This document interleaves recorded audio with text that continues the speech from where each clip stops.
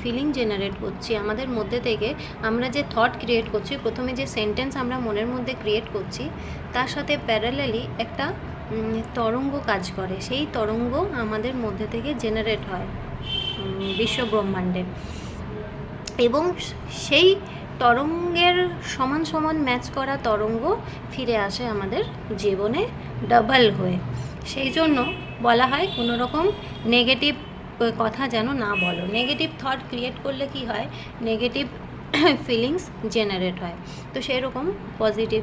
এবার প্রেয়ারের ক্ষেত্রেও তাই, যখন অনেক সময় আমাদের প্রেয়ার করতে করতে সব থেকে ভালো, অনেকেই রিলেট করতে পারবেন, অনেক সময় প্রেয়ার করতে করতে চোখ থেকে জল চলে আসে।